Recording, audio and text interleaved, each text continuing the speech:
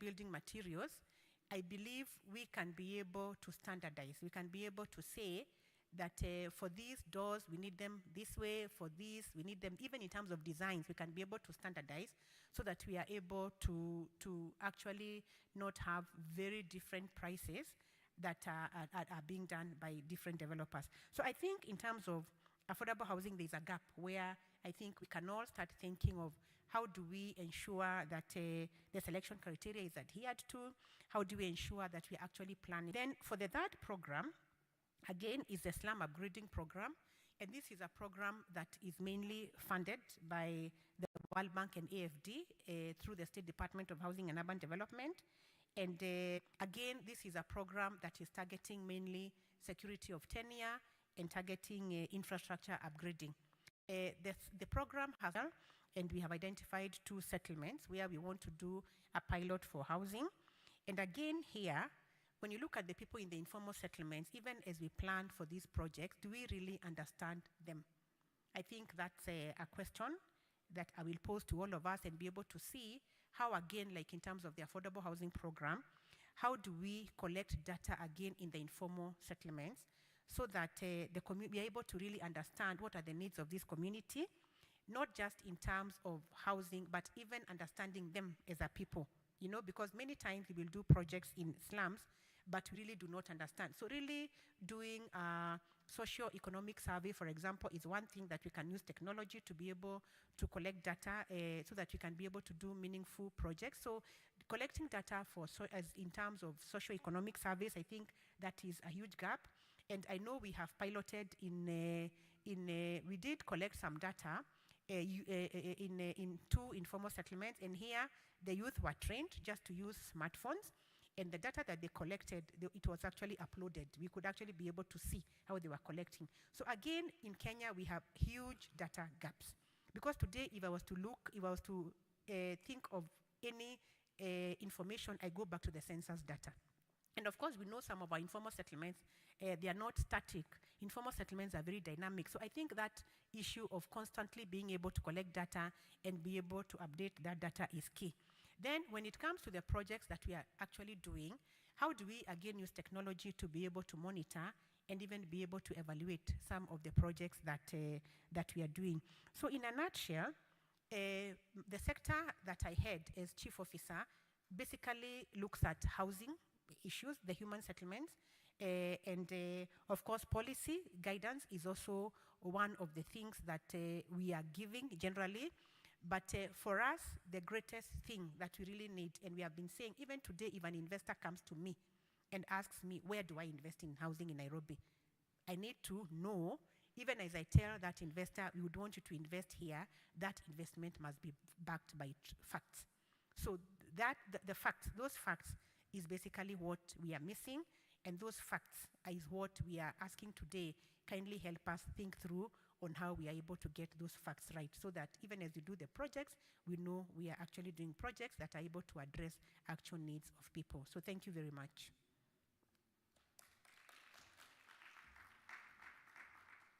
Be able to take it up, and possibly we can be able to explore public-private partnership models that can allow this innovation to come into the sector. And of course, we should be able to see solutions coming, and of course, we can be able to see value. Asante sana, Chief Marion. Next up is Chief John. Probably you hear the word chief, you'd think it's a village. So this is the terminologies that are used within county government. So a chief officer is an assistant minister within the county structures. So next up is Chief John Lintari, who heads the ICT subsector, which sits within the innovation and digital economy sector. Asante sana. Karibu. Tumkaribishe na makofi. Thank you, Victor. Thank you for that introduction. Good morning to you all. I think as Victor has just mentioned, my name is John Lintari. I'm the Chief Officer in charge of ICT and infrastructure in Nairobi County. And I'm just privileged to be in front of you here to just walk you through some of the milestones that we've been able to do as a county. And obviously, those milestones have been able to cut across a number of aspects that we believe are going to have a trickle effect into those setup. One of the few things that I want to note is that our subsector definitely is charging the responsibility of trying to provide a robust and secure network infrastructure that will support on-demand seamless access to information resources within the county. And we believe that those infrastructure aspects are the ones that are going to set the county and the citizens of Nairobi to the phase that they are to achieve the key metrics. I just want to mention a number of aspects that we've been able to do as a county. We have been able to do a number of initiatives, especially on the data center.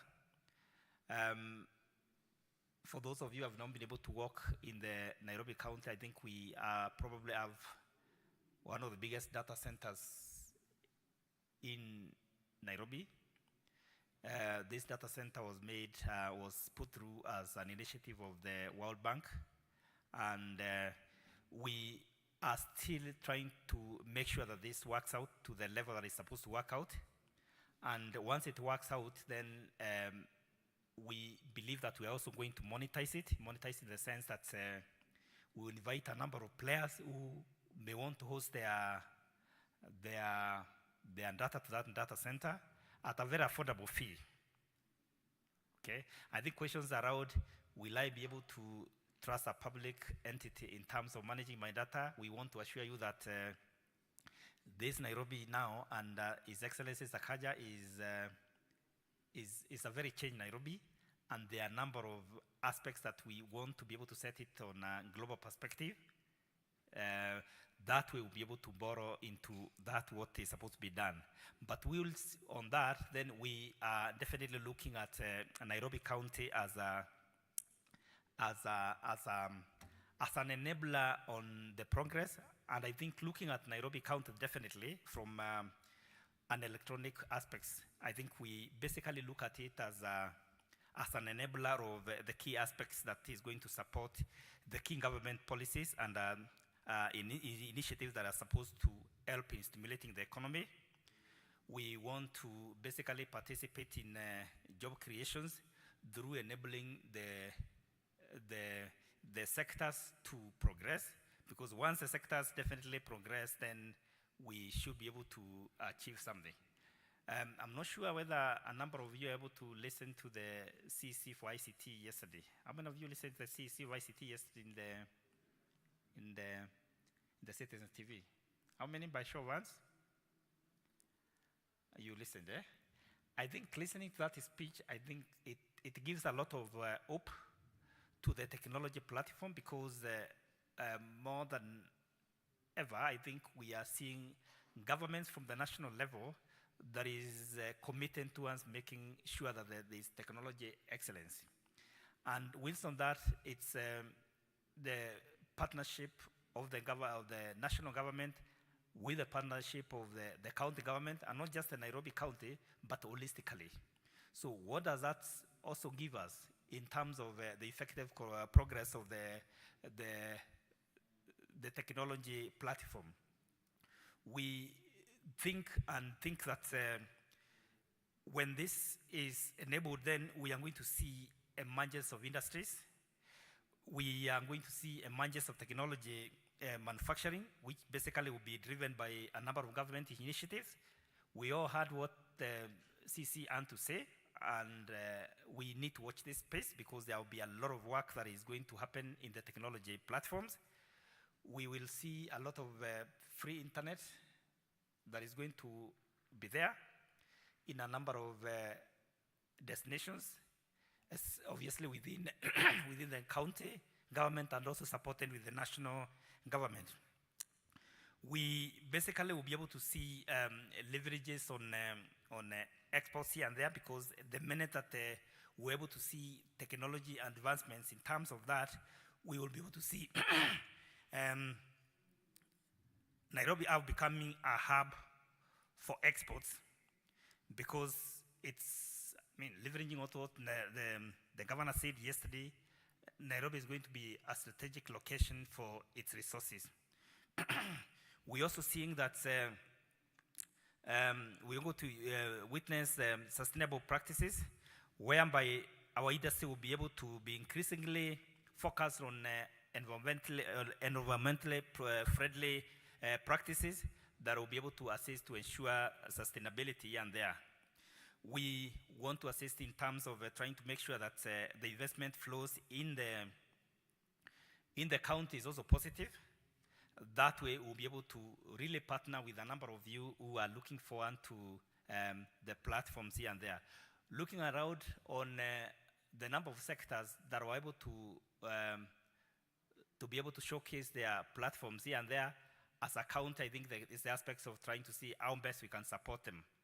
We will look forward to initiatives and practices that will be able to support every venture and aspects of this. In terms of the key government institutions that we think will be able to participate in terms of this partnership, we are looking forward to partnership with the Energy Regulatory Authority. That way, we'll be able to look for initiatives of affordable power. We will also be able to look forward to partnership with Kenyan here and there, because that way also we need to leverage on those aspects so that we can be able to provide very affordable aspects that will be able to drive the work of the citizens of Nairobi. We also looking forward to partnership with the Geothermal Development Company of Kenya. We're also going to partner with the Kenya Nuclear Electricity Board, the Kenya Pipeline Company, and the National Oil Corporation of Kenya, and the Kenya Petroleum Refinery. Obviously, we also recognize that the Kenya Revenue Authority is responsible for collecting the taxes on behalf of the government. And obviously, that body, leveraging on that, should be able to provide to enforce compliance in terms of the informal industry and the manufacturing sector. You know, the key thing here is how will the county do that? It's basically more of a partnership through that. If you look at, for example, the manufacturing industry in Kenya, for the last 10 years, we've been able to see tremendous growth. If we look at, in 2015, for example, we saw the manufacturing sector grow by 3.5%, compared to what it grew in 2014. And we see all those contributing to the gross domestic product of our country. So what those does is it is going to impact a lot in terms of the GDP growth. And as a county now, tapping into that is how do we support that? We will be able to support that through enhancing practices and platforms that we should be able to leverage on effective sector growth. If you look at a number of aspects that we were able to look at yesterday, we think that the county government is actually pursuing the right strategies to be able to participate in growing the technology platform in Nairobi. And obviously Kenya, because when you look at Nairobi, it's almost a global platform actually. It's a global town, as the governor was able to put through. So we think that as we pursue our policies in terms of driving the governor's agenda in a number of aspects, we will be able to interest a number of you, especially when we drive the key aspects of the county affairs. We looking for interest in terms of the players that are driving the information security, so that we partner together and make sure that Nairobi is a secure environment for the technology aspects here and there. The other aspects that we're looking at is Nairobi County is looking forward to enhancing all the sub-county visibilities in terms of the network and the like. So at the moment, we have been able to provide connectivity to City Hall, the City Hall Annex, and we are pending around 17 other regions in the county. So those ones are all areas where we can be able to attract a number of players who are here just to partner and make sure that we do the best in terms of that. Obviously, we basically have a number of challenges which we think definitely should be able to, once addressed, should be able to at least lead to certain positives. Those definitely are all around the fundings of the county. We all know that the funding from a county perspective is a bit limited given the share that we have. So ideally is a question of trying to partner with a number of partners that are going to contribute to this. So in a nutshell, I think this is all to do with what we had to present today for that. Thank you.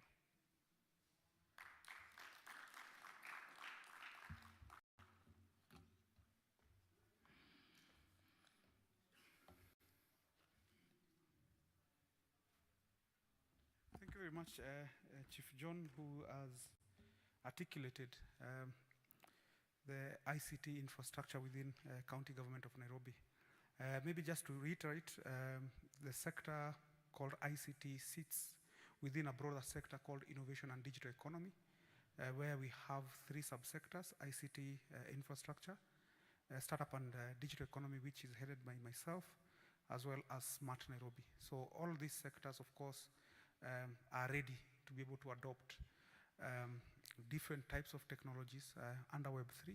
And we hope that even as we finish this Innovation Week, we can be able to chart a way forward in terms of how do we really start that conversation in terms of adoption of different types and facets of technology within County Government of Nairobi, and hopefully national government, and possibly be a case study for other countries in Africa as well as the globe.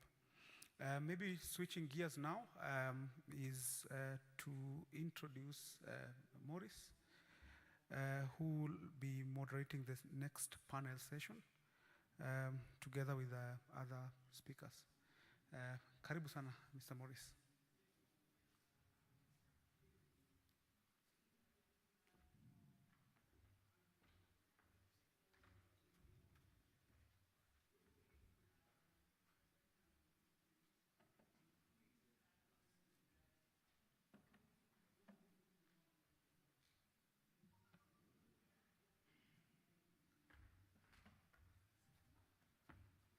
Yes, good morning, everyone. We have a very interesting panel coming up. So I'm going to invite all the panelists to come to the podium. I see Jeff, John, Arnold, Alice. Welcome, guys, to the stage.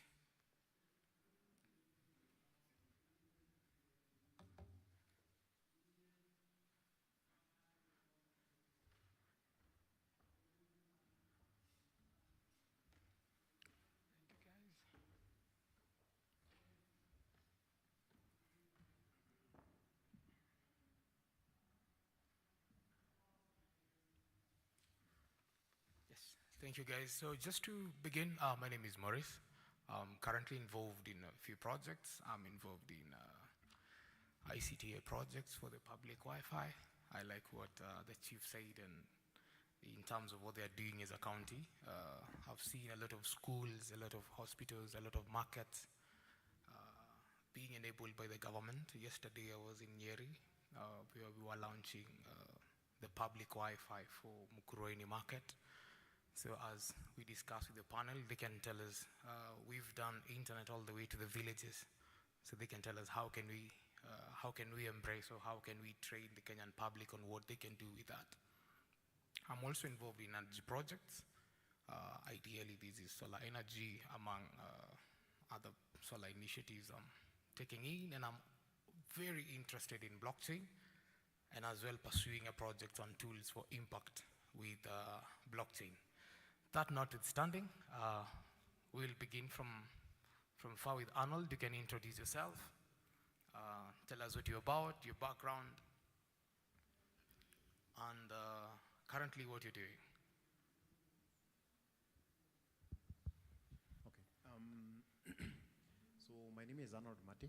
I'm a software engineer by profession and the managed internship lead at Moringa School.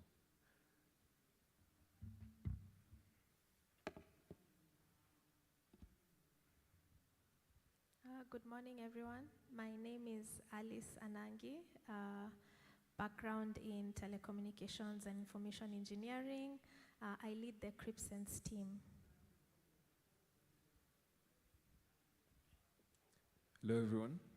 My name is Jeff Mkungusi.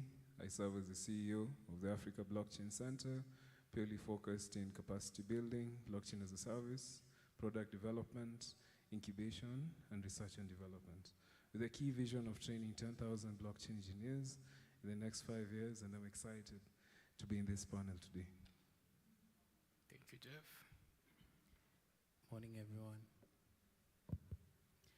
Good morning. My name is John Omboro. Like Arnold there, my background is in software engineering, and I have a PhD in computer science. I am a research scientist at IBM, and very happy to be here today. I forgot some of those. You said PhD, the other one? What? Just messing with you. Awesome, awesome. Yeah. Happy to have you guys on the panel. So I think we can begin with ladies. Alice, please, would you please, in the simplest of terms, tell us what is this Web3? What is this blockchain? For some of us in the house who maybe have not interacted with it. In a nutshell, what is blockchain? What is Web3? Okay. And what is the difference? In simple language, blockchain is actually the software solution to the trust challenge we have as human beings. Yeah, so there's a huge trust challenge when it comes to trusting that transactions have been done in an appropriate and governed manner. Basically, records are being kept in the right way. Data is well secure and safe. Basically, all this trust challenge is actually eliminated by having these systems on the blockchain. Web 1, Web 2, Web 3 difference. Web 1 was the static web where there wasn't much interaction as the internet actually started being used globally. Web 2, we moved to more or less a social interactive internet where we are actually connected. It's more of immersive, and these systems and data is actually owned by multinationals, and now Web3 comes to disrupt that. In that, it's more decentralized, distributed, gives ownership back to the users, and also access to their own data. Yeah, so that's the transition of Web 1 to Web 3 in simple language, and blockchain, the problems it actually solves through distributed ledger technologies. Interesting. All right. Then we can move to Arnold. Maybe you can just mention. Let's use Aaron. We have 4 mics. I'm told the guys who are the sound engineers have conditioned everyone to their own mic. All right. So maybe Arnold, you can just tell us briefly. Alice mentioned things to do with decentralized, centralized. So what are these key pillars of blockchain? So she mentioned decentralized, centralized. What are the other components of blockchain, or what are the characteristics of blockchain? Blockchain, one, just to mention, it's the underlying or the technology that underpins Web3. And what, in very simple or naive terms, what it does is it provides an identity or a unique way to identify what I would say with tokens, and provides a way to identify a particular item without necessarily revealing any other details. So, for example, a good example would be if I was able to meet 5 people, and then I would each of them give them very unique items, and then tell them those numbers are unique to them, and then they can use that number to either identify themselves, and that would ideally be a way to demonstrate the way blockchain would be used for identification purposes. And I think one of the things she mentioned that is very critical is around the control of data, which has been very controversial of late in terms of privacy and who controls your data. So it gives you a unique way to be able to be in control of your own data. That is possible with blockchain and Web3. It's not necessarily possible with previous technologies. Yes. All right, thank you. Maybe we can jump to Jeff. There's a lot of misconception between blockchain and crypto. How do we separate the two, or which is which? So there are two aspects around that. The first one is the application bit and the infrastructure bit. Blockchain technology in the simplest way, this is based on tons and tons of research that you have done as well, is at the end of the day, it's a record-keeping system, which more so utilizes 4 specific attributes. So that's from transparency, decentralization, immutability, and security. But then again, crypto itself is the first application which more so created a new financial system on top of the infrastructure, which is blockchain technology. Of course, utilizing the first ever blockchain core network, which again has been able to work through to Binance Smart Chain. Then, we see there's the different iterations of the network itself, but at the end of the day is the infrastructure. So if you look at it, you'll notice that that was the new financial system which created value for the world, whereby I could be able to initiate cross-border transactions at minimal fee. Of course, decentralized, can be anonymous, or also using a hybrid or consortium network. But at the end of the day, it recreated how we interact and initiate transactions. But with the technology, notice that the technology, that's just one part of the technology, but with the different types of blockchain networks, you can notice that you can be able to build other solutions as well. So that's the key difference. One is the application, the other is the infrastructure, the network. All right, thank you, Jeff. We can come to you, John. You can tell us on how Africa is doing, the use cases, or why is Africa so lucrative to investors, and how is the scenario of blockchain in Africa? So first of all, I think Africa being the way it was before, there was a lot of people who were unbanked. There's a lot of trust deficit here, and as everyone on the panel has said, this type of technology aims to address such issues. So for example, here in Kenya, when you look at use cases such as lands, and when you look at the way we send money to each other, this type of technology works very well for those types of use cases. So the reason it has taken off is because of our environment and the ubiquity of internet in Africa and smartphones in particular. So because people are already connected, and Web3 is moving to this decentralized and nature of work where everyone owns their own data and everyone is able to take care of their tokens. So this is why it's been able to take off in our environment. And yeah, I think a lot of the people here are already working on use cases that are propelling the adoption of Web3 in Africa even further forward. Thank you. Arnold, what do you think of, do we have the skill set to work on this technology? And if yes, and if no, you can tell us what we need to do or what has been done for us to be able to be up to par. Okay, so I think in comparison with African peers, yes, in comparison with the rest of the world, we are slightly behind.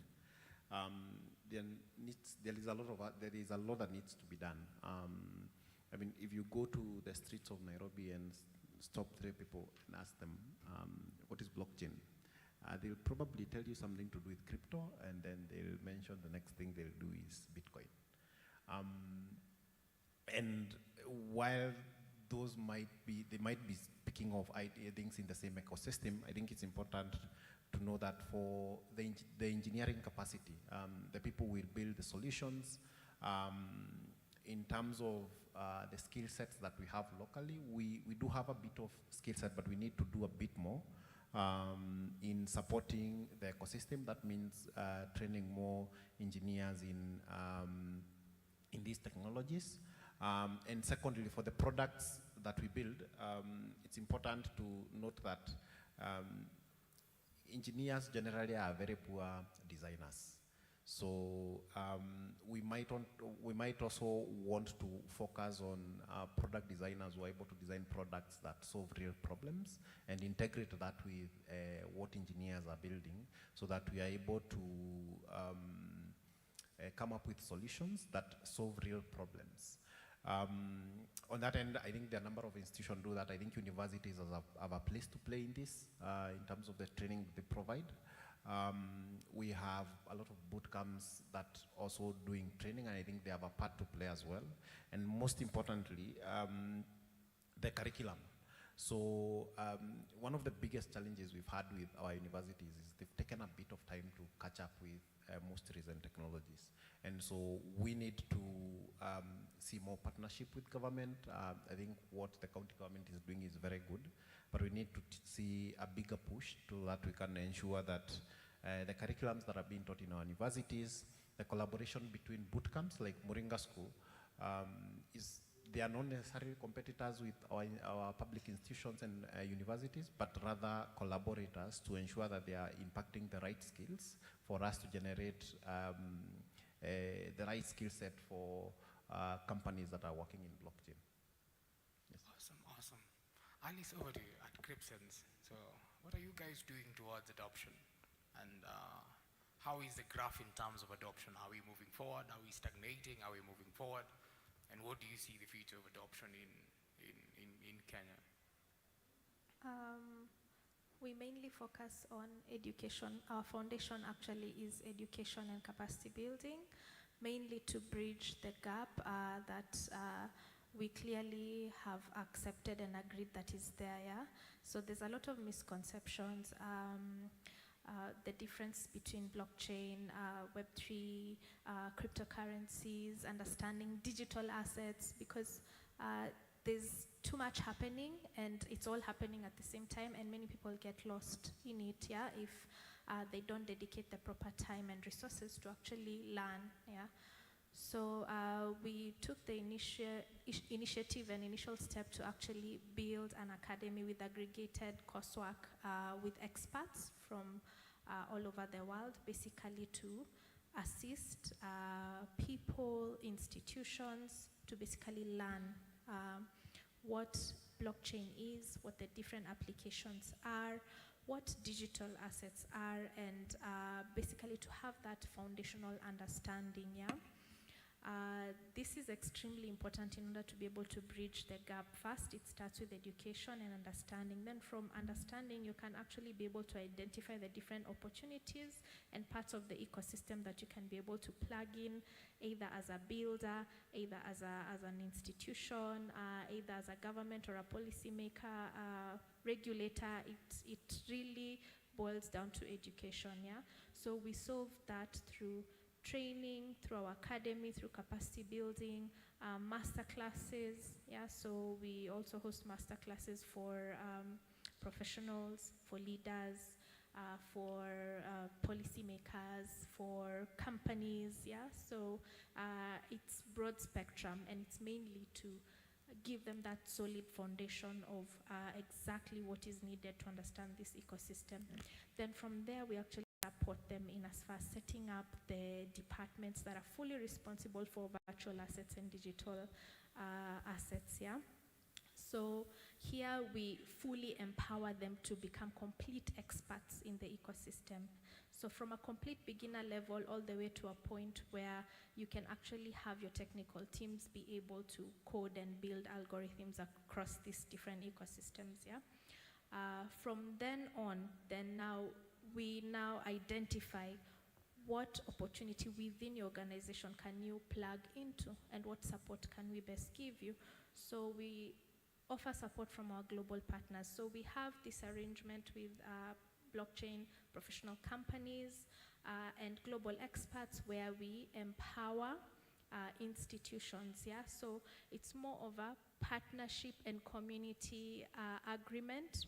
How do we support companies to build the right infrastructure, give them the right technical support, look at issues such as compliance, security is extremely important, look at issues such as internal policies within the organization, yeah? What are the best policies you can have in place? And basically, what does it take to actually build this successful infrastructure for your team, yeah, right? And all your partners. So we support in as far as that is concerned.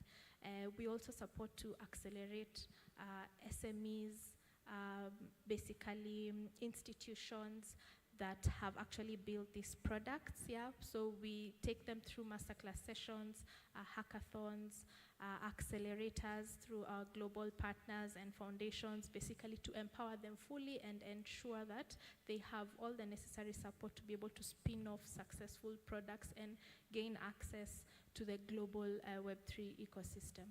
Yeah. Thank you, Alice. Maybe we can just take a deep dive into what one of the chief alluded to. We also need to focus on solutions that more or less there is need for these solutions. So maybe each one of us can tell us, with most of us, if I'm not wrong, have more or less worked in Nairobi for a quite chunk of some time.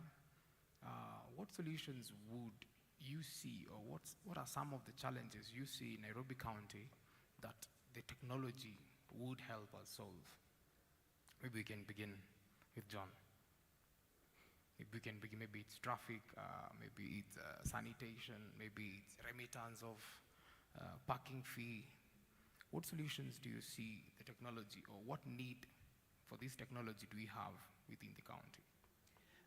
Yeah, so at the heart of it, the core thing that comes with this type of technology is trust and decentralization.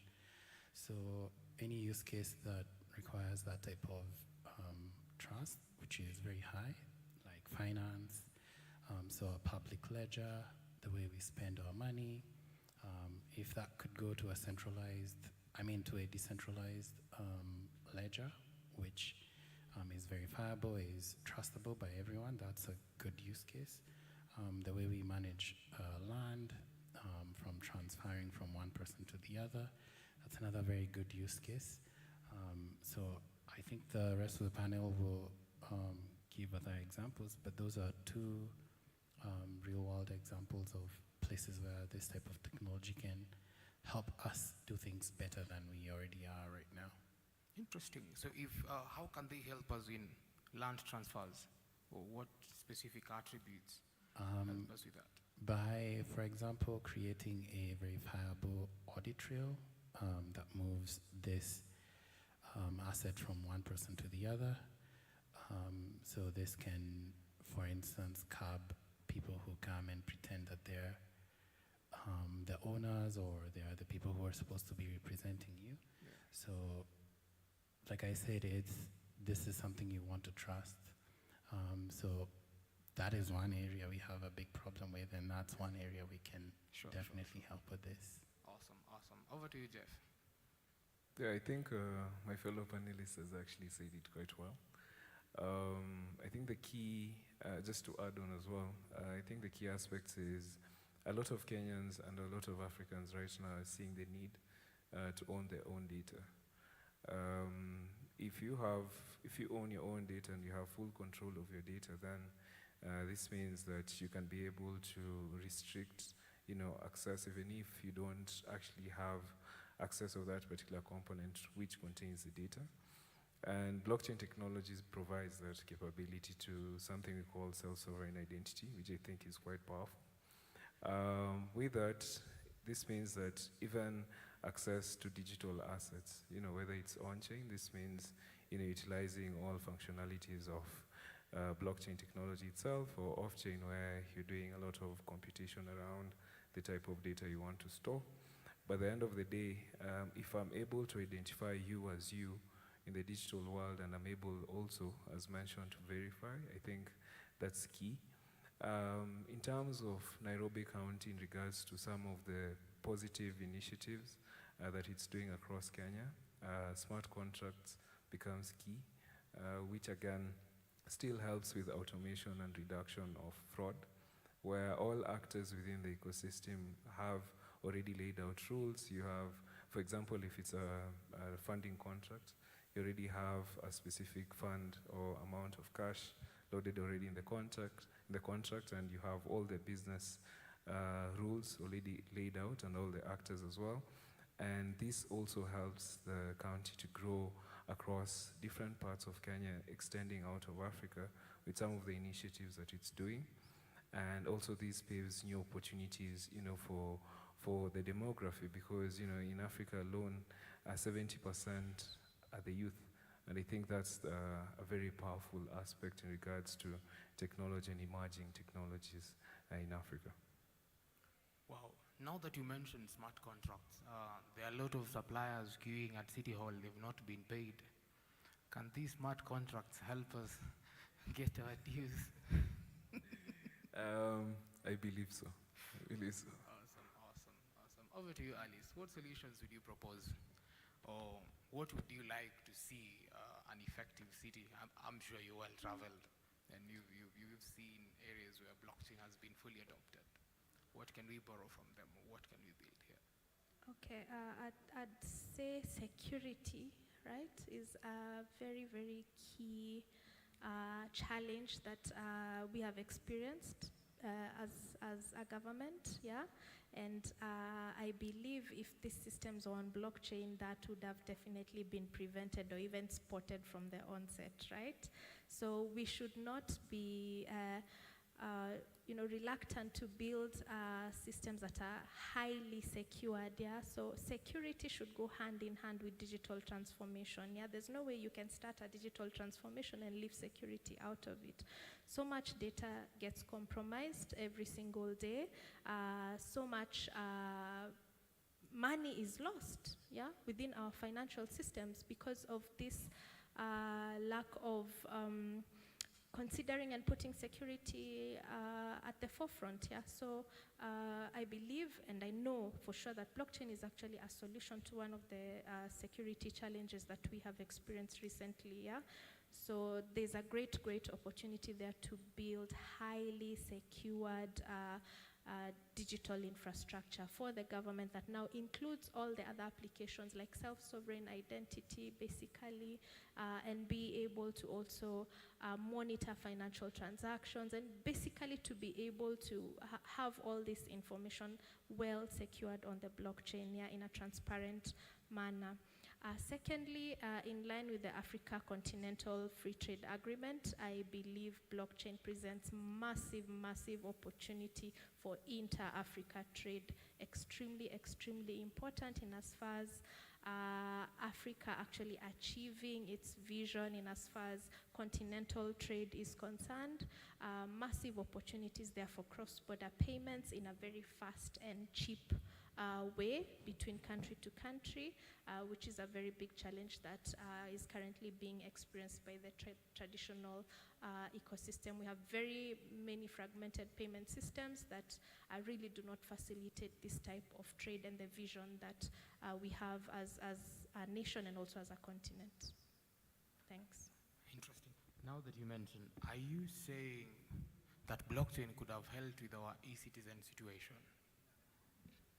150%. Thank you, Alice. I think I'll just go back to Jeff for a second, because Alice also mentioned something to do with self-sovereign identity and something to do with World ID. Are you alluding self-sovereign identity, World ID, World Coin? Are they in the same lingo? Or please educate us. What's the difference, or if they are the same thing or part of the same coin? Self-sovereign identity, world ID, and world coin. I think I'll start with the fact that all emerging technologies that are happening are still happening and will happen, actually built towards the better of humanity. So in regards to technology, I'd say the technology does what you tell it to do. So if you're telling it, okay, store specific clusters of data, do specific correlations to give me different levels of correlation, which give me really good inputs or insights, then that's what it will do. But in regards to how the technology is used, now that's where you're able to do a correlation and see whether it's being used for good or bad as well. But I'd say that self-sovereign identity more so has one main key focus. How can you be able to own your data fully? So this means that based on the oracles, which are instruments that obtain data from the real world to the blockchain and storing it using the attributes of blockchain technology, then that's the key of the infrastructure. And the key aspect being that if you have all your data stored securely and you have full access, and this means that any transaction being carried out cannot be changed, then that's the key value offering, and also seeing how best you can be able to protect your digital assets through identity is key. In regards to what's happening in the world, then I'll take you back also to when artificial intelligence was starting out. I'll take you back again when Web 1 was starting out, where you only had read components and you couldn't try to initiate any transaction via the web. And then now you have Web3 technology where you're able to read, write, and edit more so, meaning that you can be able to store data clusters on networks. We see innovations coming out where people with SMS can be able to initiate Bitcoin transactions to buy products and services. And at the end of the day, we still remain with one question. Emerging technologies are here to help us, yes, but in terms of how they're executed, then they more so should be governed by ethics. And that's what I believe, and what us as the Africa Blockchain Center believes. Thank you. Thank you, Jeff. I think now we can go back to Arnold on the issue we're discussing of possible solutions for Nairobi County. What comes at the top of your mind? Can blockchain help us with? Yes. So two areas I think come to mind. So one is privacy, data privacy. So for those who've parked their vehicles in Nairobi and delayed to park, one of the immediate things you get on your phone is an SMS. The first time I got that, I think I had a lot of questions around where they're getting my phone number from. And of course, no offense to those who work in government, but we are generally suspicious with government having information about us. That is one area that could be done. And secondly is for those who, if you've parked in Nairobi once and then the second time you're in Nakuru, but you're getting an SMS that you've parked. So I think we could do something around that to just ensure that vehicle's unique identity is not just the registration which someone can quickly guess of the vehicle and put into the Nairobi County app, and then you get a message. So I think those are two areas we could innovate around and try find possible solutions. And I believe that would go for the parking part. One, it provides the privacy. I'm comfortable that the data, my data is safe enough with the national government or the county government, whoever is holding the data. And secondly, I'm confident that I will not be told I'm parking in Nairobi and maybe I'm in Turkana. Awesome. Maybe just shifting gears, we can come to John. Maybe you can tell us the opportunities that come with this technology, in the sense, what is in store for the youth of Kenya? If I have a daughter or a son going into campus, what are the opportunities like for them to pursue these emerging technologies, their careers in blockchain? as an investor, do we have any opportunities of where I can put my money in and get margins on it? Yeah, so I think one theme that has been put forward by everyone on the panel is business opportunities that come with this type of technology. So all these are people who are currently working in Web3 and blockchain type of companies. So yeah, first of all, career path opportunities are there. We have a shortage of talent, like Arnold said. So going into this type of career path and getting this type of expertise right now is good for people who are trying to grow in tech. For business, again, all these use cases that we've described are also business opportunities, big business opportunities like the intra-Africa trade and so on and so forth. So also for investors, this type of technology provides a good investment vehicle if you're trying to start investing in technology right now. So for both of those two people, a business person and a student, there are opportunities, and the more we have of these people coming on board, the better we will utilize this technology. All right. Maybe we can just go all the way to Arnold. We've seen a lot of gender imbalance when it comes to tech courses, and more so in most of the technologies we have. How can we achieve equity or inclusivity in blockchain or in emerging technologies or in technologies of the future? Are there initiatives that we can have just to see more ladies and women onto the tech? Or what sort of initiatives do we need to do to ensure we have equity? I think, so first and foremost, I think is providing the appropriate environment. So we might want to scale in terms of the human resource, but it's important for us to provide an initially enabling environment and also to provide relevant skills for us to be able to generate the right talent to the training institutions. And then to enable, I think, to enable gender parity within, to address the gender parity within the ecosystem, I think to take up initiatives with institutions, whether it's NGOs that are supporting the industry or boot camps and universities, just for them to prioritize encouraging a large number of women to get into the industry. I think there are a number of institutions that have already done that. MasterCard, I think, partnered with Moringa, for example, in supporting women to join engineering, software engineering courses. Working with high schools, where most of the interest around the STEM courses is.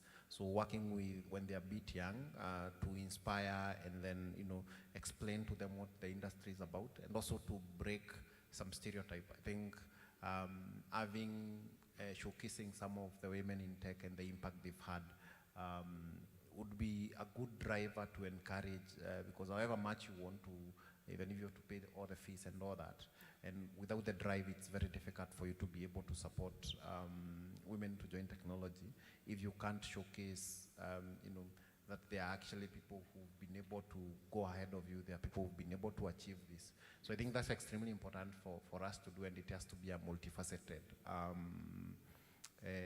drive, not just the government. To have the government, we have to have the private sector, the training institutions, the individuals, I think the parents, all those people have to be involved in that drive. Awesome, awesome. Over to you, Alice. I was just thinking about this question at the top of my head, and something popped up. Let me put it the way they came in flow. What is the likelihood of the government adopting blockchain technology? Then thinking about it, I remember during the court case for the IBC versus someone said they used blockchain technology for IEBC. So I'll just go to the first question. What is the likelihood of government adopting the technology? I actually think very likely. The biggest challenge we have been facing in Kenya is we have been lagging behind, mainly because the regulators have been complacent to take that extra step, yeah, because it takes a lot of investment to actually expose and create these research labs and start actually investing in your teams to be empowered to learn how to build these systems, manage these systems, basically well secure these systems, yeah. So it takes the extra step. Of course, funds are needed for this. It's not something that's off for free. So this is the extra step that needs to be taken. Yeah, a lot of conversations need to happen between the public sector and the private sector. We have institutions in the private sector that are already focused on these research and development initiatives. Yeah. We have private sector companies that already have these partnerships that are fully empowered to actually build these types of infrastructure, build capacity within governments. Yeah, so that's what we focus on fully and entirely.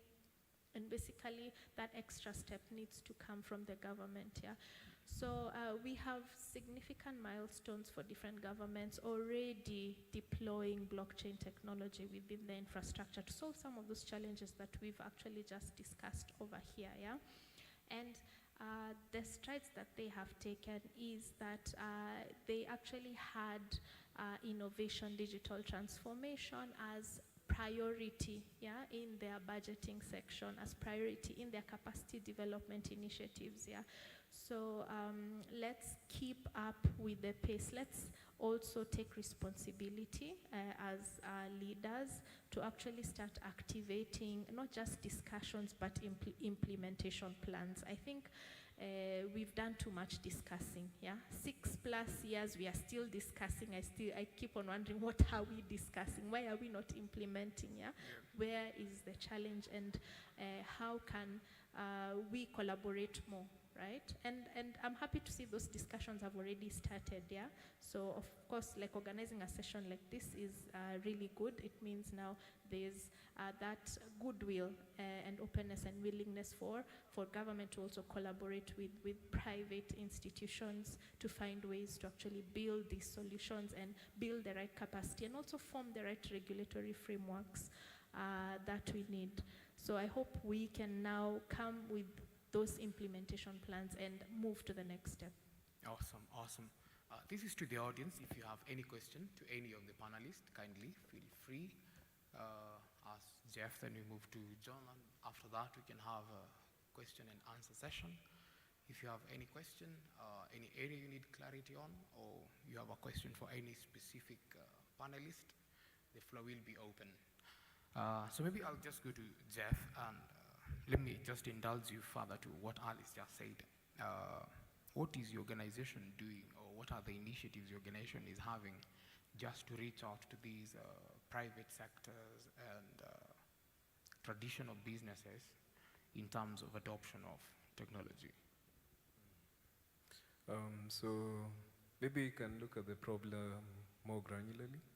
So the aspect is, okay, we have MSMEs, micro, small, medium enterprises, and small, medium businesses contributing to most of 79.67% of the Kenyan economy, sprouting out to Africa.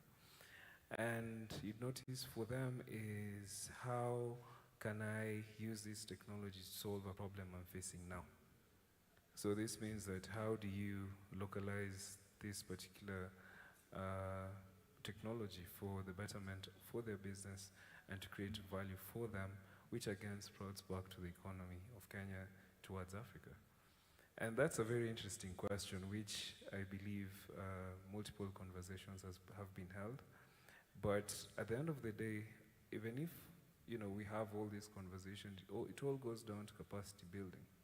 Because the key aspect is, how can I use something I don't understand?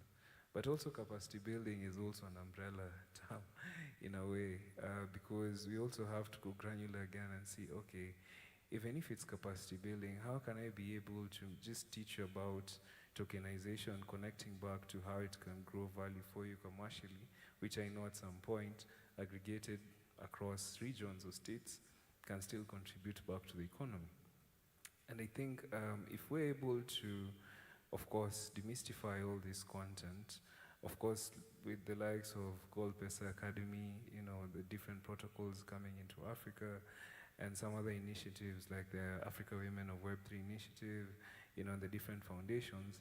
I love what MasterCard Foundation is doing, you know, around digital skilling, and also how we can be able to add that as a key value asset to these individuals. Then, you know, you have ticked something quite important in the list. Then after that, you know, how can we be able to move further and develop solutions that cut across specific localized problems powered by Web3?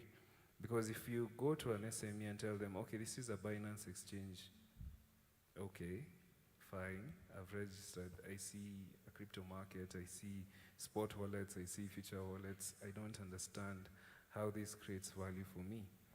But then again, if I come and tell you, okay, what's your pain point as a business or as an organization, as a private entity? I see. Okay, then I come to my friend in IBM. I come to my friend in Cripsons or Moringa, and then we say, okay, so this is some of the pain points aggregated by state that most people or business owners are facing. So how can we, with the knowledge that we have specific roundtables with experts across, let's say even across Africa alone, to actually think through innovatively and develop localized solutions that are cheaper to use and for these business owners to use for them to add value? Then that's the second point in the list. Then the third point is, okay, how can we be able to develop intentional communities that not more so just don't talk about specific aspects of the bad aspects around the technology, but how can we be able to have communities driven intentionally with content that can create value for our economy? And then that's also another, you know, directed conversation, which again creates a whole new neural network of opportunities, which I think that Nairobi County is trying to do and is doing well as well. All right, thank you, Jeff. Maybe my last question to John would be, I don't know if you just maybe shed some light on it. Could it be a fear of, let me just give an example, when most of us have been lucky enough to see the evolution of M-Pesa, banks were very hesitant to adopt M-Pesa. Then when it came to online transactions, they're also very fearful on embracing the technology. Are we experiencing the same when it comes to blockchain and crypto, that the players in the traditional business feel like they're going to lose revenue, or is there a way, there could be a win-win? Same thing like we have, there's a win-win for M-Pesa, there's a win-win for banks with similar integrations. Are we seeing a place where we can come to integration where all players benefit? So the government doesn't feel like they're losing out a lot of revenue. Yes. So to the question of whether there's hesitance to jump onto this type of technology, I would say absolutely. And this is because today, most companies see data as a resource, and a resource that they jealously guard. So having data on, let's say, you know, the finance sector, or you're a company that has data in, let's say, traffic, this is a business model that having this data as the only entity gives you an edge over in the ecosystem. So when you tell people to come together and bring this data to a decentralized place where they no longer have control over this data and it becomes a decentralized type of resource, these businesses which exist in the name of I'm the only one who can manage this data are obviously going to have some type of resistance. But you know, the value that comes with them coming together and overcoming these fears of and lacking trust with how data will be handled when it becomes decentralized is what will help us build the platform that, as you mentioned, is a win-win for everyone. But in terms of whether people are hesitant, for sure. So when you look at big companies like IBM, we already have products built on the blockchain, from things that manage the supply chain to digital identity. But government and other players have still not boarded, and this is because of that data challenge that you just mentioned. So until people overcome this fear and until we realize that people or big tech having data and having a monopoly on this is not a good thing, that's when we will move to this type of technologies. Thank you, John. Thank you, John. Alice, just a tough one. What are your thoughts on the digital asset tax?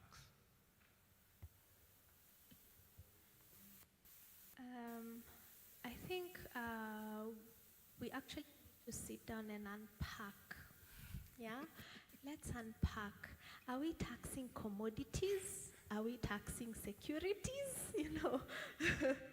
Are we taxing shares? What are we? Okay, that's where the challenge is. Okay. Yeah? You can't classify digital assets on one bracket, particularly because we have those that are basically just used for payment processing, purely for payment processing, yeah? We have those that can be classified as commodities, yeah? So we know the Securities Exchange Commission in the United States actually classified Bitcoin as a security, and initially also classified in Ethereum as a security, but now with Ethereum's move to proof of stake, there are question marks, yeah? So there are actually discussions in court that Ethereum's regulatory environment needs to change from commodity to security now, yeah?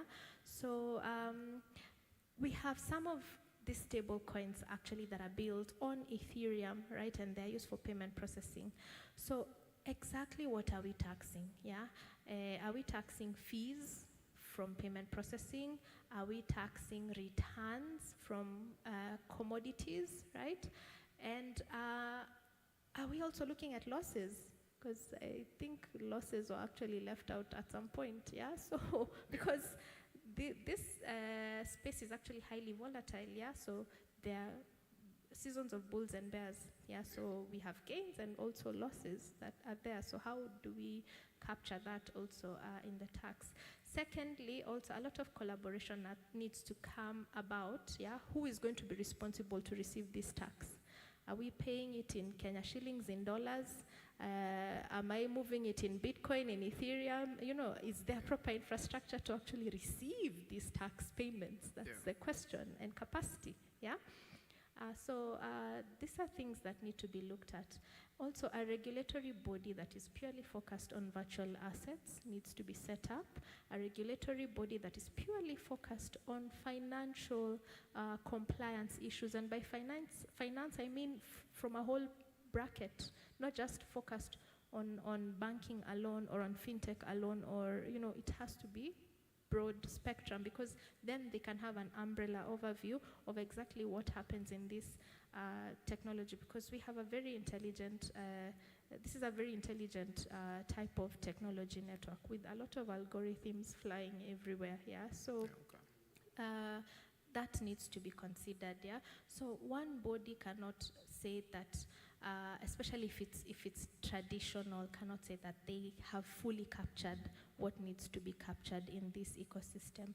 And rushing into it might actually create even bigger and more problems for us in the near future, as opposed to if we focused on actually setting up those independent bodies that can actively collaborate together right now to actually come up with proper policies that look at the different areas of regulation, of compliance, and also of taxation. Yeah? And security also extremely important, because we also have bad players within this ecosystem. So how do we also make sure that we can protect people from these types of basically criminals? Yeah? So it's extremely important to have that collaborative effort between different bodies that work together within government sector to come up with now the proper platform policies that can actually foster and basically bring up these new innovations that are coming up in a positive way.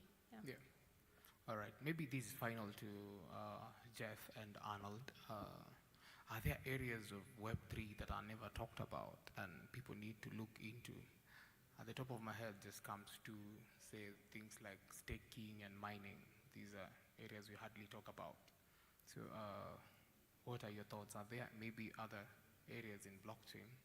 Or the two, how can we, or how can people more or less invest in these or look at them in terms of ways of getting passive income?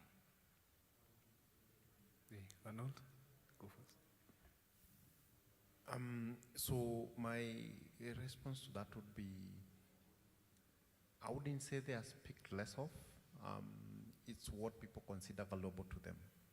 And so people consider valuable what they deeply understand for them to be able to use them for solutions. The reason we all know about blockchain is because crypto is being mentioned all over, and so that has people see as something valuable for them.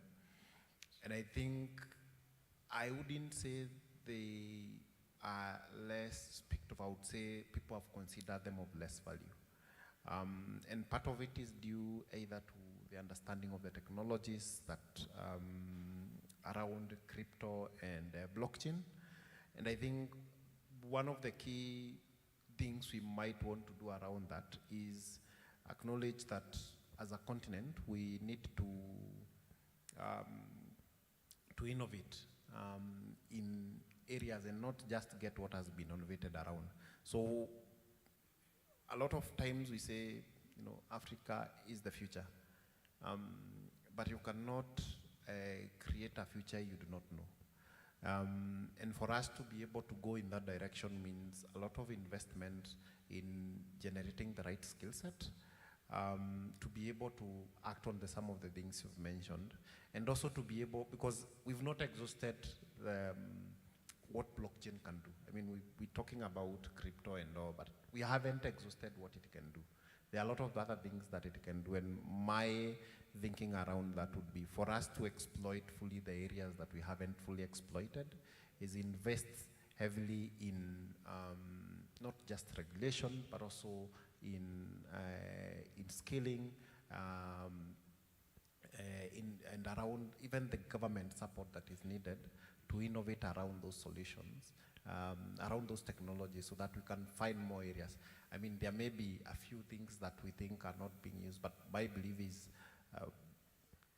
10 years from now, if we put in the right resources, I believe Web3 would be the main driver for our economy, but that means a lot of investment for us to find the areas that we've really not even scratched the top of it. Awesome, Yes. awesome. I think adoption of specific aspects of the Web3 ecosystem cuts across, it's more equivalent to the type of value it provides as well. If you look at what we have adopted so far in blockchain technology is cryptocurrency. And cryptocurrency equates back to the dollar, and then notice that other fiat functions again equated back to the dollar. And then again, there's a whole other conversation around de-dollarization and using specific infrastructure like the Pan-African Payment and Settlement System for cross-trade, which is also a good conversation ongoing as well. But it still goes back to, what do we do on our day-to-day lives in Africa? Well, it's trade, okay. So if it's trade, then what are some of the problems I face? Okay, so can this technology help me initiate a transaction from Kenya to Namibia at a subsidized fee? Yes, it can, okay. So can I be able to pay people in time? And can I be able to automate, multiple payouts across different parts in Africa in bulk? Yes, I can, using the technology. Why? Because I'm using smart contracts, which, I can be able to load the cash, set up the rules, and voila. the next 5 years, can I be able to trail back all transactions that I've done as a business? Yes, I can, because I have audit trail. I can be able to go back, a query, or whichever iterative chain has the transactions, use the metadata ID or the block ID, and then, I get all that data.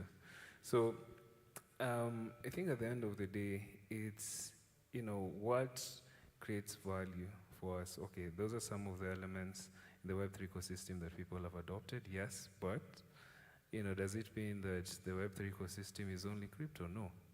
There are a lot of other aspects around, decentralized finance, self-sovereign identity, which is an identity aspect, but that can go back to, proof of provenance, which can be incentivized using a token, which again is equated back to a ratio of 1-to-1 with the dollar, which again creates value. So at the end of the day, the only way we can be able to adopt the other key value offerings of Web3 technology is if we're able to think through, and think futuristically in the next 5 to 10 years on, some of the value offerings we can equate back and connect back to this function. So a good example is action to earn models.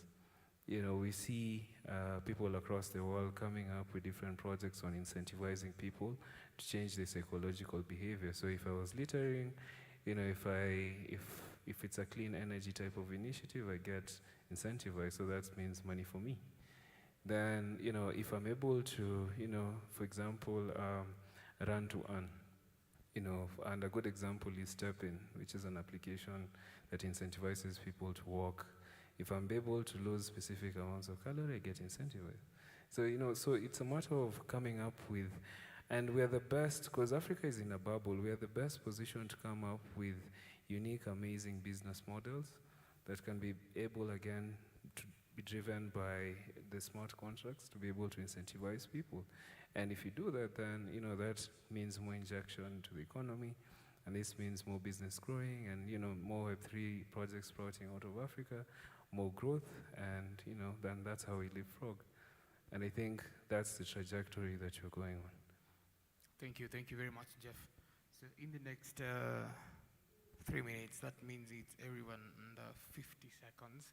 Kindly tell us why we need to more or less come and interact with your companies, or why would me as a member in the audience, what value would I draw from IBM Research, from ABC, from Cripsense, from Moringa? So why should we come to your organizations? Arnold, tuanze hapo. Okay. So, why Moringa? So I would say one is because at Moringa, one, we guarantee quality in terms of the value we bring to you as a student or a graduate of Moringa. So, and just to give a quick stat is, for example, for our job-seeking graduates, 80% of them get placement within the first 1 year. And so that just speaks to the value that we are able to impact within Moringa, with your period within Moringa. And we not just offer, most of us, we've largely been known for software engineering courses. But we do product design, we do robotics, we do cybersec, there are a lot of other courses that we offer. And so the reason you'd come to us is because we have tested and proven in the market. Awesome. Yes. Alice, why Cripsense? We focus on education, right? So if you want to learn all the secrets, as I mentioned there, we have algorithms trailing this ecosystem here. So just don't think it's ABC, but we basically have the right resources internally to empower you fully to understand digital assets as an ecosystem, to understand the entire infrastructure necessary and needed to successfully build your infrastructure from the ground up, secure your infrastructure. So we work with intelligence units, both for on-chain and off-chain transactions, making sure that you're fully compliant, and at the same time also that there's clear transparency. You can be able to monitor track some of these activities that are happening, if not all activities that are happening on chain, and basically fully empower yourselves in as far as the right tools, technical expertise that is needed to successfully build infrastructures from the ground up. Yeah, thanks. Thank you, Alice. Hi, Jeff. Why ABC? We work with some of the best partners and stakeholders in the Web3 ecosystem across the world. And our key focus is in creating and developing solutions. And the reason why, as I mentioned earlier, our key focus is on creating capacity around skilled engineers, is because that creates a whole new wave of solution and innovation. And with the outreach that we have across 6 African countries, including presence in the UK and the US, positions us well to be able to deliver these solutions in time, cost effective, and also how can we be able to create an iterative mindset around deep technology and solving specific problems within the space that we're in. And I believe that makes us as a core entity to work with, of course, my fellow panelists and other organizations across the world to be able to create solutions for Africa. Thank you, Jeff. Hey, John, why IBM? So for me, I think I'm going to speak mostly to the students. IBM Research in Africa and the one in Nairobi, first of all, is very excited about building new talent and helping students become better technologists. So if you're out there and you didn't know about IBM before, I'd encourage you to go read up on us, and if you find anything interesting, feel free to apply, and we'll be very happy to have you over. Awesome, awesome. Thank you. Anyone from the audience with any question to any specific panelist? Awesome.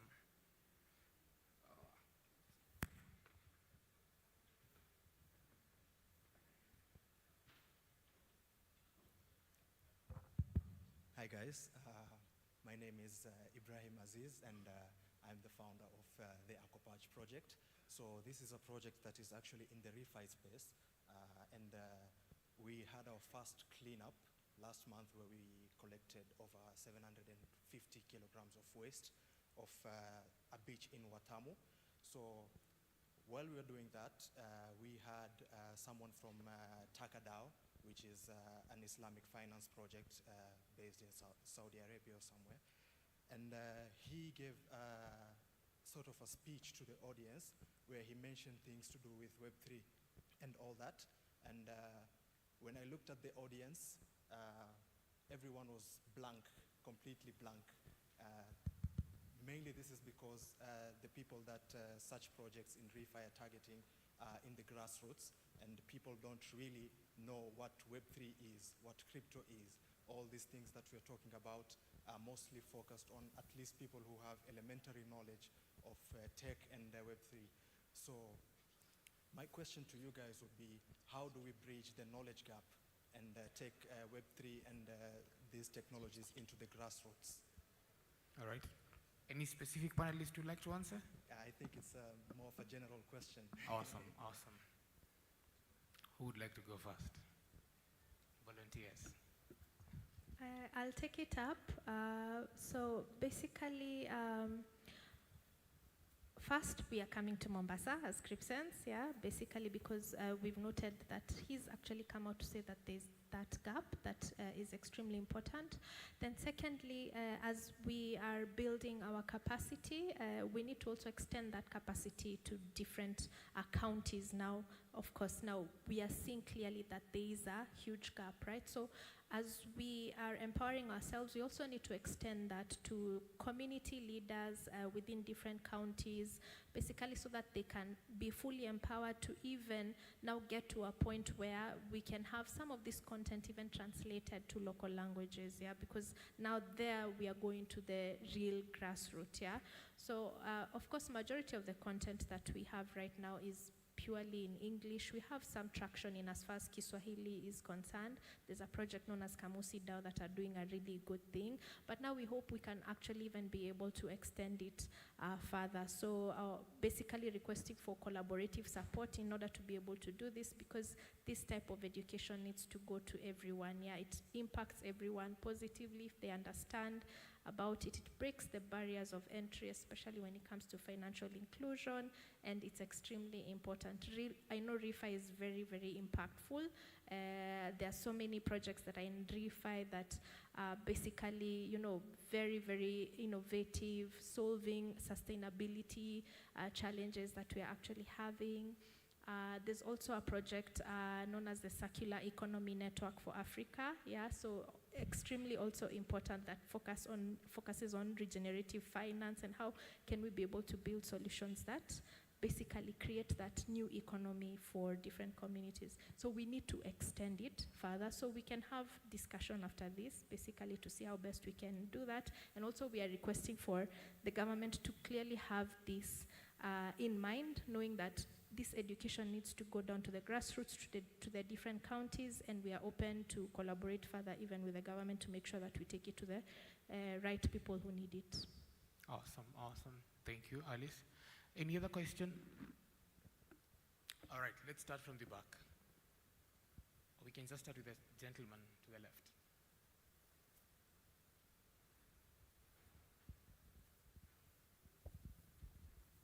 Good morning. My name is Derek, blockchain developer. I'm the lead at Swift Limited. My question generally is the convergence of the blockchain and our current registrations infrastructures that are available. This is the issue we have been facing with what we are building. Like, for example, a platform where we can, from the blockchain community, they can lend their coins to anyone interested with, to convert them into the fiat currency. But the challenge is now we as an entity, a company registered in Kenya. Like, how now do we go to that aspect of complying with what is available in our registration setups? In a way, we may opt not to go in that line because the underlying or the language that back up the decentralization aspects is where we are not regulated by any kind of registrations kind of a thing. In such a way, I may opt for the people to lend their coins to anyone interested. We may have a pool from the community who can borrow those coins. At the end of the day, there is no aspect where now we are coming to the registrations. There are no way they are engaging that aspect because everything has been decentralized. So my question to the general team is, where now we as an entity, we come to the convergence with what is existing with our registration setup so that we may comply with what is happening as well as have the blockchain community in the whole setup of it. Right. Jeff? I'd say if you look at your entity and you look at registration, what comes in between is regulation. The regulators in the space are our friends, and the key aspect is that we have to look even from the get-go, from your technology, from the technology audit, from how you secure smart contracts, how you've developed your network topologies, node orchestration, all these elements, and that's just only the technology audit. Then you go to the business audit, how are the business rules or how is the governance structure in the, let's say, treasury smart contract, or how even is your smart contract orchestrated to meet all these regulations. I think that's also an ongoing conversation as well, because you'd notice also Google Android Store and Google Play Store released two interesting communication about crypto apps. Android now allows any crypto app to be deployed to the store. Google Play Store, you need to have specific documentation submitted to Apple Store for 2 to 3 weeks for review, even if you want to publish your application. So you notice that even the stores themselves that gives out the channel for the different solutions that you're building for different use cases for the general public to use also requires us to adhere to specific rules. I think that can be a conversation with the regulation. I see Capital Market Authority making strides with Sandbox, which is key as well.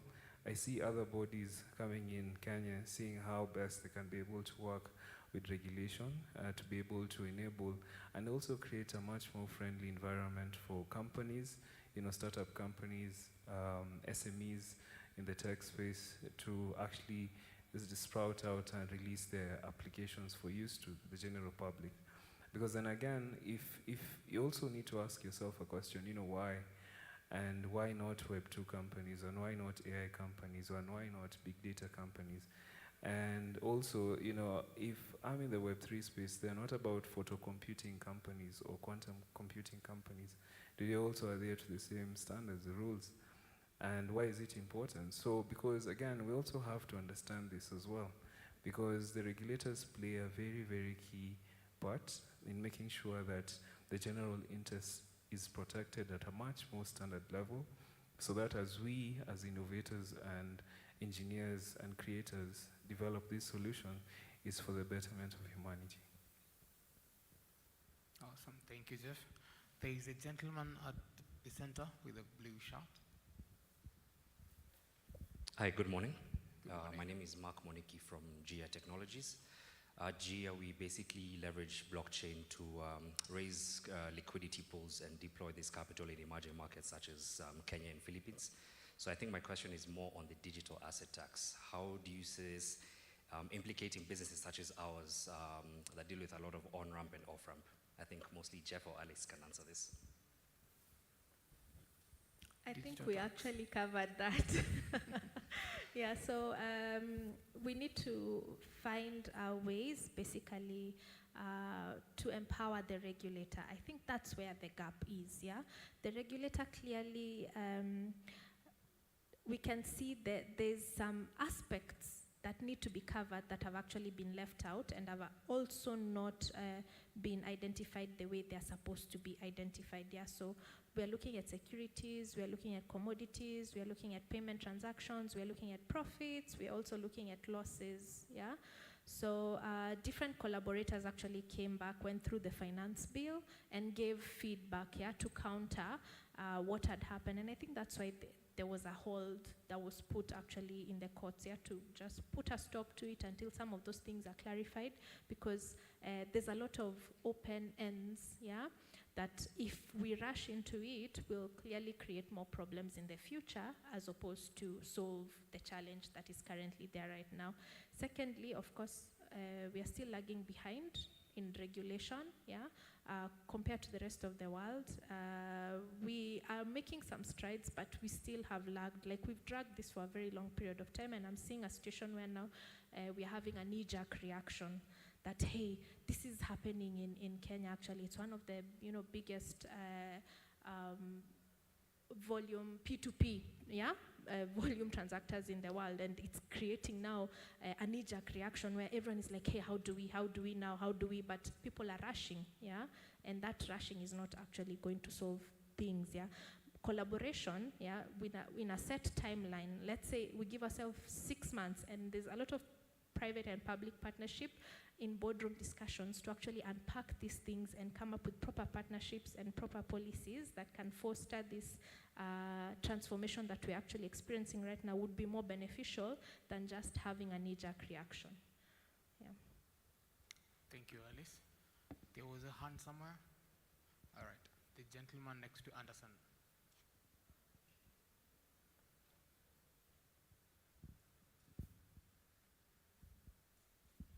So, good morning. My name is Munene, software engineer. So my question goes to the panelist. What's the potential of Web3 and the carbon markets?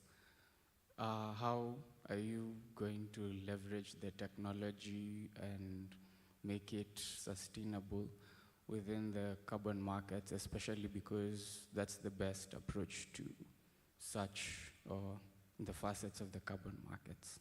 Yeah.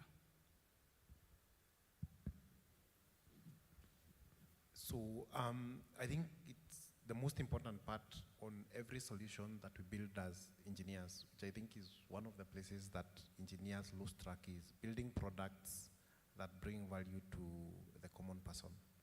So being able to design solutions that, one, are usable using the technology, and then secondly, that solve problems. Not just because you're not using, say, blockchain technology simply because it's blockchain, but using it because you think you're solving a problem and then making a solution that actually is usable by the end user is the way we are able to not just ensure that the technology is adopted broadly, but also that it's able to grow as a technology in terms of the number of institutions that use it, in terms of the number of organizations that use it, and the breadth in which it's supported by different, whether it's companies or integrated with other technologies that exist at the moment. Thank you, Arnold. Thank you, everyone. Let's give a huge round of applause for our panelists. Thank you, guys. Thank you, guys. Much appreciated. So next on stage, we're going to have just a small keynote on Web3. We're bringing in a person with over 40 years experience in software development. So Dr. Lars is with us. Hi. Yes, so as our panelists come down, we're going to welcome Dr. Lars. And also he has accompaniments with him. They can also say something along the way. Karina, we see you. You must say hi too. Thank you, guys. Dr. Lars.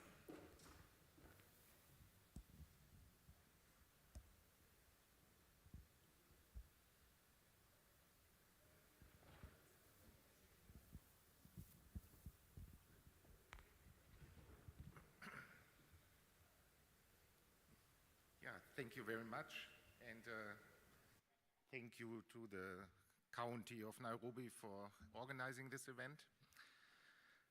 That came as on quite short notice to me that I'm supposed to deliver this keynote, so I haven't prepared very well.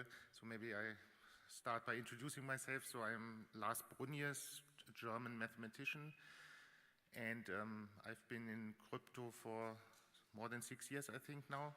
I'm the director of education at IOG, which is the company behind one of the biggest blockchains, Cardano. So, and I'm also the CTO of a company called Genius, which builds a DEX on Cardano. So both education-wise and Web3-wise, I think I'm maybe qualified to talk about this.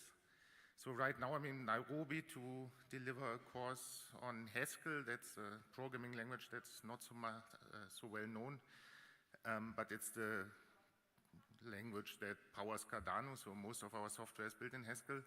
And right now I'm teaching, or my colleagues and I are teaching Haskell to more than 100 African students. So some of them, or a lot of them, are actually here in Nairobi. So we're here for 2 weeks now to kick off the course, and then it will last for 2 months. And it's also not the first course of this type that we have done. So 2019, I spent 2 months in Ethiopia to teach a similar course to 24 Ethiopian and Ugandan ladies. So that was very successful and interesting, and also led to a deal with the Ethiopian government. So they are putting all their high school grades and data on the Cardano blockchain, which makes it much more transparent and will also allow graduates from Ethiopia to easier find employment, for example, elsewhere, because then they can use the proof on the blockchain to prove that they are qualified for certain jobs. I mean, Web3 offers lots of potential, of course. So it's all about decentralization, about owning your data. So things like cryptocurrencies, DEXs, decentralized exchanges, but also identity solutions. So it opens up exciting opportunities. And how is that related to education? I think it goes both ways. So on the one hand, as this example of Ethiopia shows, Web3 technologies can do something for education. So for example, it's possible to put your diplomas on the blockchain or your degrees, and that enables you to easier find employment outside of your jurisdiction, for example. I also taught a course on Barbados in the Caribbean some years ago. And I mean, the Caribbean is this unique situation that there are many small countries, independent nations, several islands, and there's a lot of exchange between them, so people are traveling from one island to the other, but they are very much dependent, first financially on the US, so all money transfer goes via the US, but also when we look at education, it's difficult for them if they go to another island to prove their qualifications and their degrees.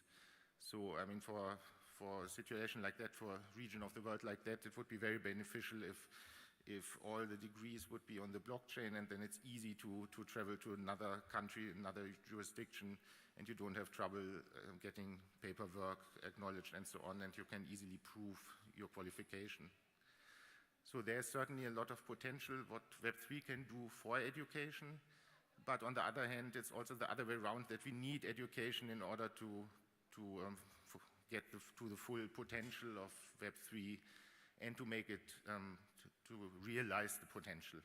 I mean, I'm German and I'm old, so I was already an adult basically when Germany got reunified, and I also had relatives in the East, even though I grew up in the West. And in 1990, when we got reunification, everybody was very excited, and suddenly, I mean, the eastern part of the country that had been living in a dictatorship for 40 years, they suddenly had freedom. But what happened? I mean, a lot of sharks from the West flocked to the East and bought everything that could be bought and sold useless things to the people.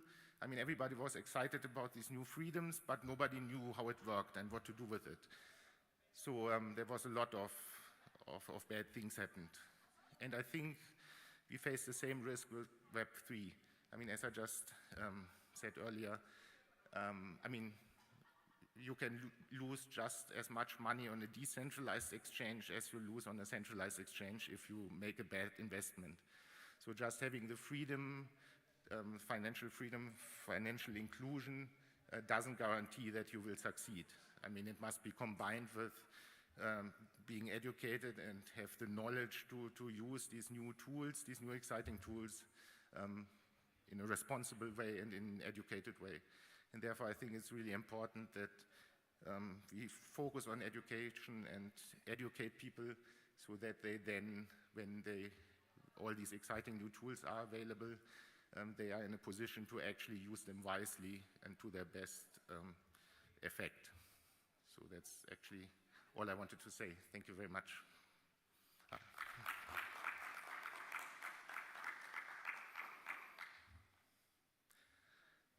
Are there any questions or no? Just okay. Oh, yeah. Yeah. Let me just introduce one of my colleagues that's with me in Nairobi to teach the class, Robertino from Argentina. Yeah. Thank you. You're welcome. Hi everyone.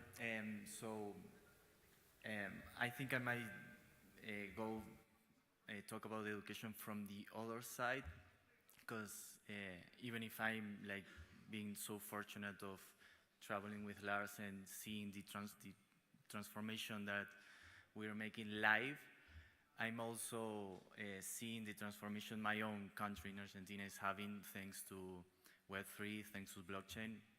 We have our own financial and restriction problems. So at the very beginning, people were really worried about blockchain because all this baggage that comes from. But after the whole, most of the country started to get educated about how it works, what are the advantages, etc. Argentina started to adopt quite a lot blockchain because it solved one of our biggest financial problems. And so I think like I can testify from the other side, from by receiving the education, that it actually makes big changes in society and pushes not only the society itself, but the government to start adopting and to start like looking forward to what can be done, how it can be improved, and opening new areas on government studying uses of blockchain, etc. So yeah, I think I can testify that having a well-educated society makes the whole difference in how the technology is used, not just like following the mainstream, but actually understanding what's behind it, how it works, and that makes both more comfortable, the usage, and it allows you to make like good decisions about where do you put your money. So like every freedom comes with a responsibility, and if you fully understand every aspect of it, we will make the best use of. So yeah, I think that's pretty much it. Thank you.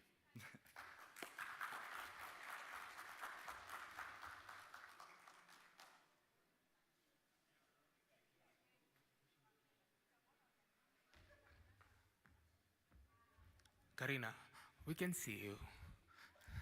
Come say hi to people and tell them why you're in Nairobi.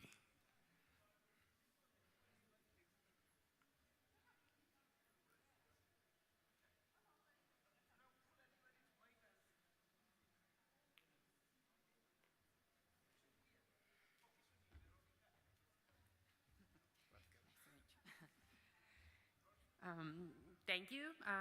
So I just want to say that in these times, we need to change the world, and we need to change all things we are doing in the past, because I don't know, with this kind of technology, we have many opportunities to in all areas. You know, this is my first time here in Africa. I'm very glad to see the all things you have in this country, because you have many opportunities. I'm from Mexico, and the same way we have opportunities in the old world, but especially with these kind of technologies, we can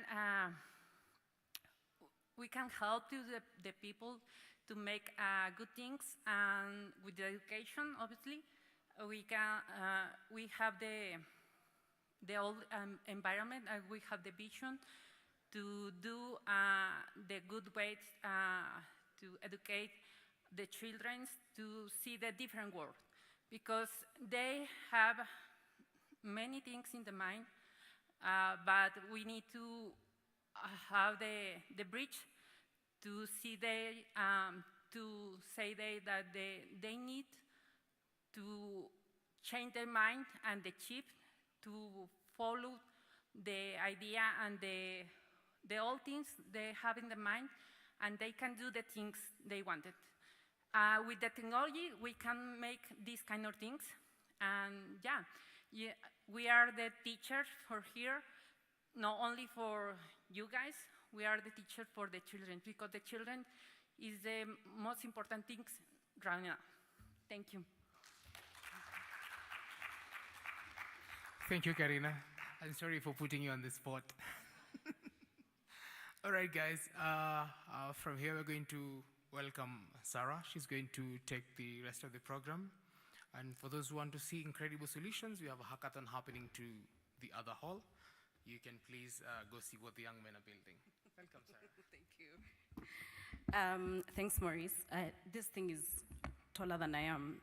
I just want to find out from the crowd, and I'll pick very randomly. I'm a child of a teacher, and I think I taught for maybe 2 odd years. And so in the teacher fashion, I'd want to find out from the crowd what your biggest learning or your biggest takeaway from today's session is before I introduce myself. So volunteer yourself, or I voluntold you. Anyone? Courageous? And then the beauty about being here despite my very short status is that I can see everyone. All right. There's a lady at the very back who's looking down, and she has just looked up. In the braids with a bun, in a black jacket, leather jacket. Love it. Tell us who you are, where you're from, and what your biggest takeaway is. Okay, my name is Donna Chelangat. I am a graduate from Mount Kenya University, and I did international relations.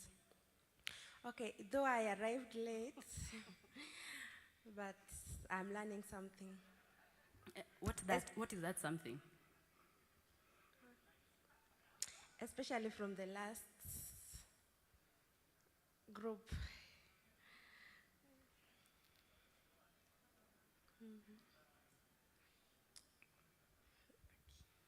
Choose a random person to help you. And then ask them what their name is. That's how you network. Okay, hello. I'm Eugene. I'm a software developer from Strathmore. I'm in my 4th year, and I've learned about Svelte. Svelte is a programming language that I've used a couple of times, and it's been nice being here and learning from people who are older than me, who have been in the field for more than 20 years. It's actually innovating, and I think what I've learned is about being confident. I've built a few apps, fintech to blockchain, and one of my major problems is trying to bring them out into the limelight. And this is the event that I wanted to attend so that I can learn more, and that's all. Again, in the spirit of networking, pick someone random.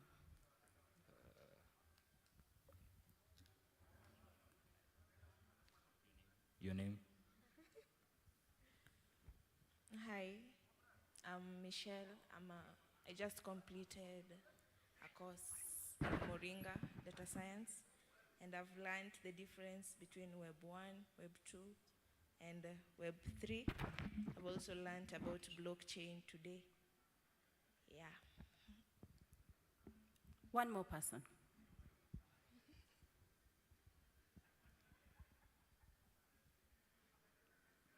Good morning. My name is Patricia. I'm a current student at Moringa School. I'm studying product design, so today has been very, very eye-opening for non-coders like me. I really have gotten inspired by the panelists, and one thing that stood out for me is, digital transformation should be governed by ethics, and that's my takeaway. Thank you. Fantastic. I'm very interested.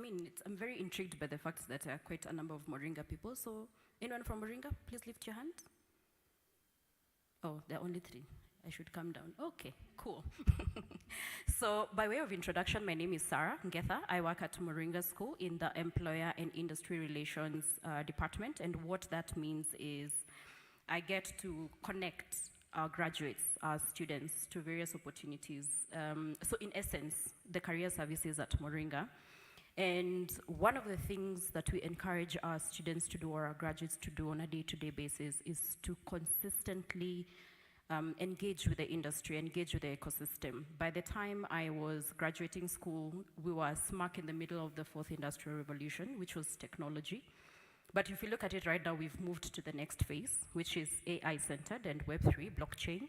And so this, for me, is a very exciting period for us to be in, to consistently learn and rediscover and find out new ways of doing things. So as a parting shot, I think for me is to really introspect. For everyone here, there is every aspect of your life that is touched by technology and is influenced by technology, right? For those of you who are doing international relations, I did international relations as my undergrad, so I do relate. So it's just finding what are those sweet spots and what are those connectors that you have with what you're doing in campus and technology, and finding that way. Finding what pathways you can be able to take into that. Because the other thing that we do is consistently show our students how to reinvent themselves. it is important for you to know how to position yourself for jobs. I think that's the one thing that we're all looking for, opportunity. How do I make that extra coin? And what available avenues do you have? And for that, for those who would want to interact with the Cardano trainers who have been here, they will be at Africa Blockchain Center for the next 2 weeks. You can have a conversation with them just to find out exactly how do you plug in. But I think the most important thing that you need to ask is, where are the opportunities, right? How do I grow myself? How do I nurture myself? How do I then grow myself professionally within this Web3 space? And what opportunities are available? And with that, I think we could wrap up the session. Again, please network with the people that are close to you. The one thing that I have learned consistently through my career journey is your network is I can't hear? Yes, so the person seated next to you might not look like your network right now, but in the next maybe 6 months, 1 year, 2 years, they will be your network. So it's important for you to have conversations. Please also go around in the various booths, see what people are doing, what are they selling, and how can you be able to plug into those opportunities. So once again, thank you so much for attending this session. I really appreciate it. Have yourselves a fantastic day moving forward. All right?